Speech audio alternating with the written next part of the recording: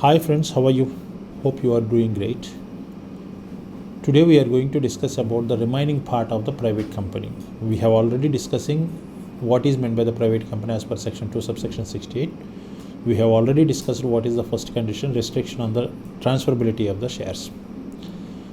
I have already discussed in that in the previous class, in the previous video itself, how far it is restricted, how it is possible or able to transfer a private company shares from one person to another person.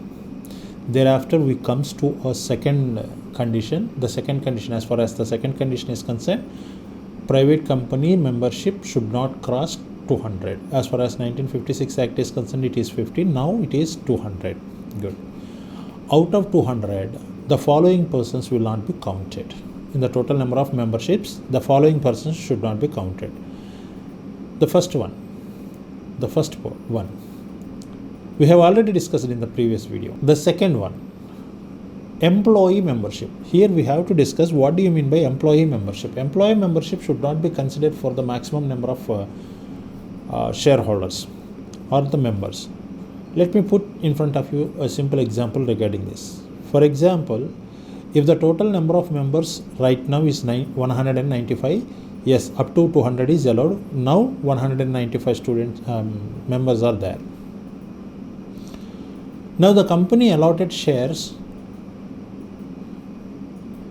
to an employee who is working in their company because of his work and his skill. Now, yes, as and when the shares had been allotted and share certificate had been issued to that particular employee, he will become as a member. Already we have discussed that right now we are having 195 members. With this membership, whether it comes to 196 or remains as 195 only, it remains as 195 only. Why? Because the provision says here, section 2 subsection 68, the provision says here, whenever an employee attains his membership while he is in his tenure and continues later also as the membership after cessation of his employment, he will not be considered in 200 to the maximum number. Here what happened? Here the company allotted shares to the employee while he is in an employment. Because of he is an employee should not be considered to the maximum number. That means 195. By this membership of this employee, that should not go 196. It will remain there at 195. Yes, of course. Let me move further. For example, assume that in case if the employee resigns, terminates his employment from the company, but he holds the shares in that company. He holds the shares. That means the membership is uninterrupted. Whether his membership is counted to 200 or not, still now his membership should not be counted to 200. Why? That is the provision. The provision says that when an employee attains his membership while he is in the employment and continues his membership uninterruptedly after the termination of his employment also, he will not be counted to 200. This employee already attained his membership when he is in employment. Because of one reason or the other, he terminated his employment, but he is holding his membership uninterruptedly. In such a case, after cessation of his employment also, he will not be considered as 200 members. Yes, of course, his membership rights should not be tampered, should not be altered.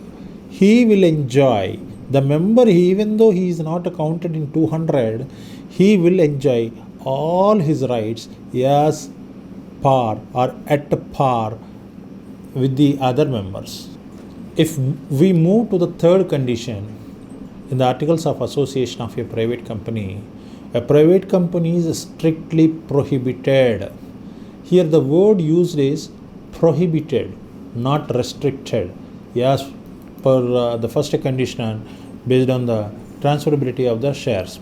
In the transferability of the shares, the word used is restricted, but here in the third condition, for the access of public money, here prohibited. The company in no way, in any manner, will not touch the money of public, like the public company. Yes, of course, public company is having a privilege to invite the public to subscribe for the shares, securities in that company. But as far as the private company is concerned, in no way it is allowed to go for the public money. Prohibited. These are the three conditions that will be there in the Articles of Association of a private company. Let me recapitulate the three conditions. What are those three conditions? The first condition is restriction on the shares transferability. Like in the public company, shares are not that much of freely transferable in the private company, but still there is a space to transfer the private company shares to, we have already discussed. The second condition is, except in case of one person company, the total number of members should not exceed 200, provided joint membership will be considered as a single membership. Furthermore, whenever an employee attains his membership while he is in the employment and continues his membership after termination of the employment uninterruptedly, he will also not be counted to the 200. The third condition is the private company is prohibited to invite public for the subscription of shares, securities, debentures in the private company. This is what exactly the conditions that are there in the Articles of Association of a private company.